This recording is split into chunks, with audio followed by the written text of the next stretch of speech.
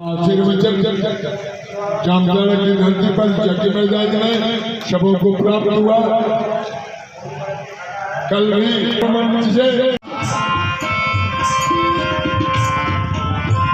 भगवान के यदि बनना चाहते हैं, यदि हम आप भगवान के हो जाना चाहते हैं, भगवान हमें अपना ले, तो बस भगवान को प्रणाम मात्र कर लीजिए, भगवान अपना लेंगे। बोलो रामचंद्र भगवान।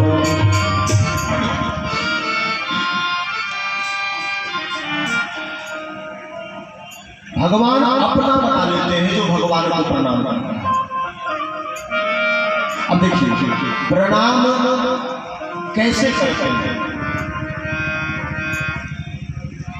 तो प्रणाम की विधि जो है वो चरण स्पर्श करके किए जाते हैं। चरण के अंगूठे को छू कर प्रणाम किया जाता है। अब आजकल के लोग बड़े फैशन में,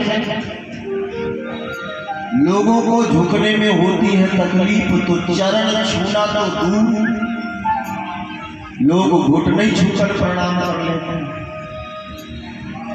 अब कुछ लोग तो उनसे भी महान कि वो घुटना भी नहीं छूते, कमर छू करके प्रणाम की जो विधि है वो चरण के अंगूठे को छू करके प्रणाम करने की महिमा शास्त्रों में बताई है। ये है प्रणाम की विधि, चरण के अंगूठे को छूइए। कहते हैं इस विधि से प्रणाम करने से जिसको हम प्रणाम कर रहे हैं उसके अंदर की जो उसकी विशेषताएं हैं, उसके प्रभाव हैं, वे हमारे जीवन में प्रवेश करते हैं, हमारे शरीर में प्रवेश करते हैं। और वैज्ञानिक कारण भी प्रणाम करने का यही है। आप जिसको प्रणाम करोगे उसके गुणगण आपके जीवन में। रोज उठ करके आप किसी संत को प्रणाम करो तो धीरे धीरे धीरे धीरे आपके जीवन में भी साधुता आ जाएगी। रोज उठ करके आप यदि किसी व्यसनी व्यक्ति को प्रणाम करो तो धीरे धीरे जीवन भी व्यसन से घिर जाएगा। तो जिसको प्रणाम करते हैं उसके गुणगण हमारे जीवन में अंगूठे और हमारे हाथ के स्पर्श के द्वारा प्रवेश करते हैं। तो जब भगवान को हम प्रणाम करते हैं, अब इसका मतलब ये नहीं कि कल से मंदिर में जाना तो पुजारी जी को ढकेल करके हटा देना, भगवान का चरण ही छुएंगे ना, ऐसा मत करना। भगवान को तो दूर से ही हाथ जोड़कर प्रणाम कर लीजिए। जिनको प्रणाम करते हैं उनके गुणगण प्रभाव हमारे जीवन को प्रभावित करते हैं, हमारे जीवन में आते हैं। तो जब हम भगवान को प्रणाम करते हैं तो भगवान के गुण, भगवान के की विशेषताएं हमारे जीवन को प्रभावित करती हैं। अब भगवान के गुणगण क्या है, तो भगवान के स्वरूप का निरूपण किया गया है शास्त्रों में। सच्चिदानंद रूपाय, भगवान सच्चिद आनंद के मूर्ति है। भगवान सच्चिदानंद है, सत है, चित है, आनंद है। तो जब ऐसी सच्चिदानंद स्वरूप परमात्मा को कोई हाथ जोड़कर प्रणाम करता है तो उसके जीवन में सत्य आते हैं, उसके जीवन में चित्त का आगमन होता है और उसके जीवन में आनंद ही आनंद होता है। बोलो रामचंद्र भगवान। क्योंकि हमने भगवान को प्रणाम किया। तो भगवान के गुणगण, भगवान तो आनंद स्वरूप है तो आनंद होना चाहिए। भगवान शंकर को ये बात पता है कि भगवान को प्रणाम करने वाले के जीवन के दुख दूर हो जाते हैं। भगवान को प्रणाम करने वाले के जीवन के क्लेश दूर हो जाते हैं। भगवान को जो प्रणाम करते हैं उनके जीवन में आनंद ही आनंद होता है। लेकिन सती को देखकर भगवान शंकर समझ गए कि इसने प्रणाम नहीं किया, ये झूठ बोल रही है। क्यों? बोले सती बोल रही थी तो सती के बोलने में डर झलक रहा था।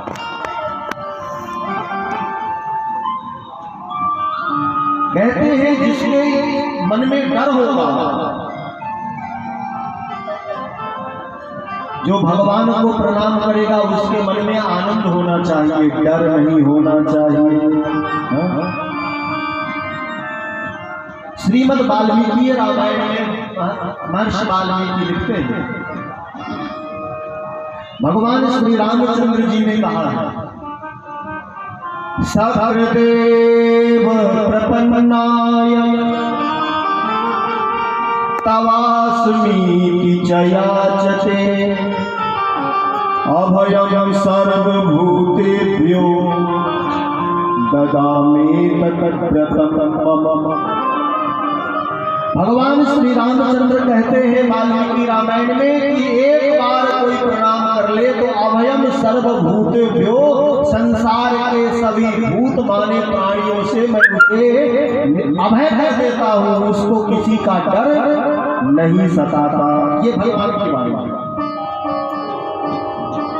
जो प्रणाम करेगा, सती ने प्रणाम किया होता तो सती को डर होता ही नहीं। शंकर भगवान को ये बात पता है, भगवान की वाणी, इसलिए शंकर भगवान समझ गए कि सती डर रही है। इसका मतलब है कि सती ने भगवान को प्रणाम नहीं किया। यदि प्रणाम करती तो डरने की जरूरत नहीं, डर लगता ही नहीं, और डर रही है तो इन्होंने प्रणाम किया ही नहीं होगा। और बात तो सत्य यही है कि प्रणाम सती ने नहीं किया था, प्रणाम तो राम जी ने किया था। जोरी पानी प्रभु प्रणाम, जोरी पानी प्रभु प्रणाम, पिता समेत निज नाम, पिता समेत निज नाम। हाथ जोड़कर प्रभु ने प्रणाम किया, सती ने प्रणाम किया। यहाँ झूठ बोल रही है, कीन प्रणाम तुम्हारे ही नाई,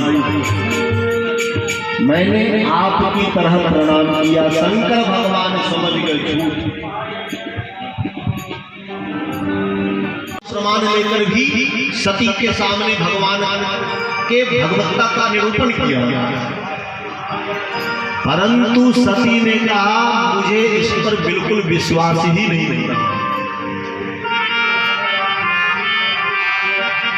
भगवान शंकर से किसी ने पूछा आपको बुरा लग रहा होगा क्योंकि आपकी बात सती मान नहीं रही है। शंकर भगवान ने कहा नहीं नहीं, वो पत्नियां होती ही ऐसी हैं, हाँ वो पति की कभी सुनती नहीं।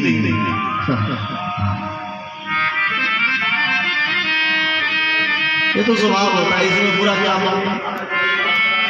तो सती ने शिव जी की बात न मानी, इसलिए शंकर जी को बिल्कुल बुरा नहीं लगा।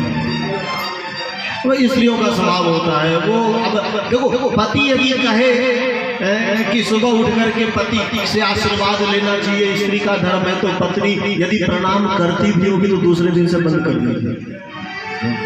अब पता नहीं क्या चीज है, वो भगवान जाने। अब कोई बाहर से कोई महात्मा आकर के कह दे पति का आशीर्वाद लेने से सौभाग्य बढ़ता है, धन बढ़ता है, तो दूसरे दिन भर में 5 बार। तो शंकर भगवान ने कहा देखो ऐसा होता है। तो इस बात से शिव जी को कोई पीड़ा नहीं है कि मेरी पत्नी मेरी बात नहीं माना। शंकर भगवान ने कहा जान। भगवान शंकर ने सती से कहा परीक्षा करके जान लो। आप मानस जी पढ़ेंगे, भगवान शंकर ने सती से कहा जो तुम्हारे मन अति संदेह हो तो किन जाई परीक्षा ले हो। अगली पंक्ति चली सती शिव आय सिपाही, तुरंत सती परीक्षा करने चली। भगवान शंकर ने कहा देखो तो से एक बार हमसे कहा भी नहीं, आप चलो। शंकर जी ने कहा कोई बात नहीं। देखो माताओं का हृदय थोड़ा स्वार्थ युक्त होता है,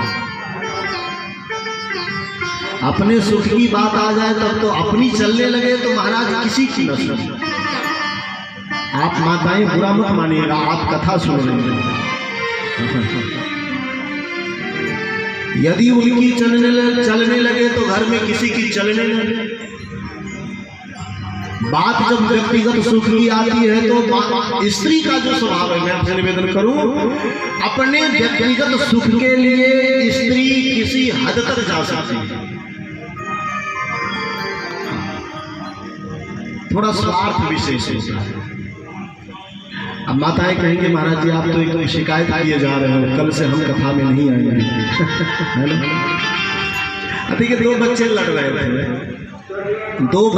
रहे थे, एक अपना बेटा था, एक पड़ोसी का बेटा। तो बहुत कम माताएं ऐसी होती हैं जो अपने बेटे को थप्पड़ लगाती हैं, वो पड़ोसी के बेटे को ही फटकार करके डांट करके भगा देंगी। ज्यादातर माताएं ऐसे ही करती हैं।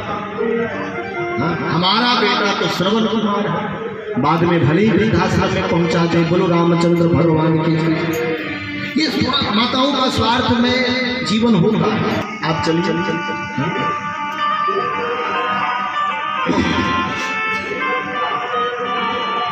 कई बार ऐसा होता है, पत्नी कहती है कि ऐसा है, पिताजी ने फोन किया था, पापा बुला रहे हैं, चलो। अब पति सोच रहा है कि जाने के लिए किराया भाड़ा तो कुछ पैसे तो चाहिए, पैसे है नहीं, आजकल मंदी का दौर चल रहा है। अब पति टालने की कोशिश करता है तो पत्नी कहती है तुमको नहीं जाना है, लगे रहो, हमें अपने माँ बाप के पास आना है, और वो अकेले चली जाती है। ये माताओं का स्वभाव।